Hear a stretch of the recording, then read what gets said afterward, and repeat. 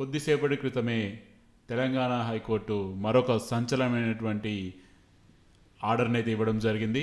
So ఆ order ఏంటిదన్నది ఈ వీడియోలో తెలుసుకునేందుకు ప్రయత్నిద్దాం. సో మొదటగా బ్యానర్ రీడింగ్ చూసుకుంటే, తెలంగాణ గ్రూప్ 2 2015 మీద సింగిల్ బెంచ్ ఇచ్చిన తీర్పు మీద స్టే విధించిన హైకోర్టు డివిజన్ బెంచ్ తదుపరి వాయిదా 6 వారాలకి వాయిదా వేశారు. సో ఇక టాపిక్లోకి వెళ్తే, సో ఈరోజు చూసుకుంటే కోర్ట్ నెంబర్ 1 ఐటెం నెంబర్ 1 నుంచి 5 వరకు దాదాపుగా తెలంగాణ గ్రూప్ 1 2015కి సంబంధించిన కేసులు రావడం జరిగింది బెంచ్ ముందుకి.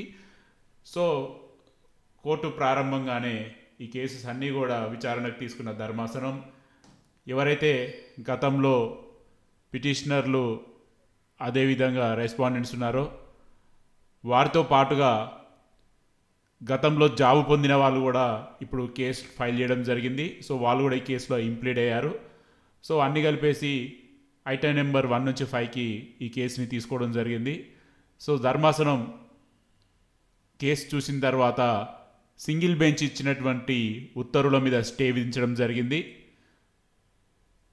సో తదుపరి విచారణ 6 వారాలకి వాయిదా వేశారు. అప్పటి వరకు యథావిధ స్థితి కొనసాగుతుందని చెప్పారు. సో ఆల్రెడీ మీ అందరికీ తెలుసు, 2015లో తెలంగాణ గ్రూప్ 2 మీద ప్రాపర్ ప్రొసీజర్ ఫాలో కాలేదని చెప్పి పార్ట్ ఏలో వైట్నర్ వాడారు, పార్ట్ బిలో వైట్నర్ వాడారు, పార్ట్ సిలో కూడా వైట్నర్ వాడారని చెప్పేసి చాలామంది అభ్యర్థులు కోర్టుకు వెళ్ళడం జరిగింది.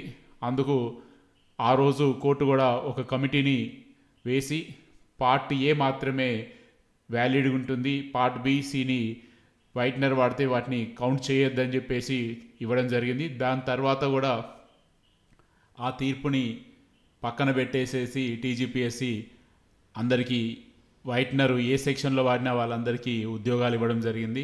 సో దాని మీద కొంతమంది అభ్యర్థులు పోరాడి చివరికి విజయం సాధించి ఆర్డర్ కాపీ తీసుకురావడం జరిగింది.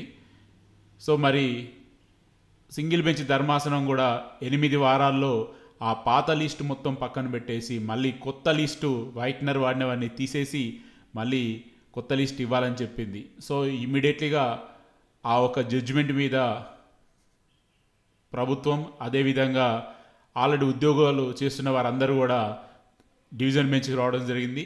డివిజన్ బెంచ్ ప్రస్తుతం స్టే ఇవ్వడం జరిగింది. సో ఇది ఓవరాల్గా చూసుకుంటే ఉద్యోగులు వాళ్ళకి ఎవరైతే ఉద్యోగాలు చేస్తున్నారో వాళ్ళకి పెద్ద ఊరట లభించిందని మనం చెప్పుకోవచ్చు. అందులో ఎటువంటి సందేహం లేదు.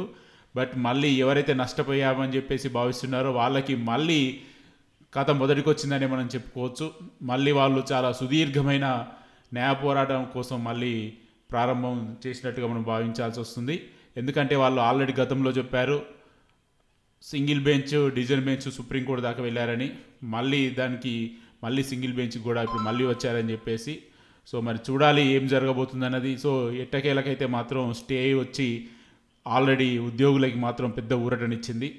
సో మీకు గతంలో కూడా గ్రూప్ 1 మీద సింగిల్ బెంచ్ ఇచ్చినటువంటి తీర్పు మీద కూడా హైకోర్టు డివిజన్ బెంచ్ ఇదే విధంగా స్టే ఇవ్వడం జరిగింది, అపాయింట్మెంట్స్ ఆర్డర్ ఇవ్వడం జరిగింది. వాళ్ళందరూ కూడా తాత్కాలికమైన అపాయింట్మెంట్స్ అని చెప్పినా కానీ అందరూ ట్రైనింగ్లో కూడా వెళ్ళిపోవడం జరుగుతుంది.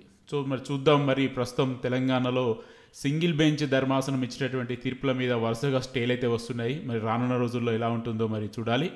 సో ఇది ఫ్రెండ్స్ ప్రస్తుతం ఉన్నటువంటి అప్డేట్. మరొక అప్డేట్తో మళ్ళీ కదా, స్టే ట్యూన్.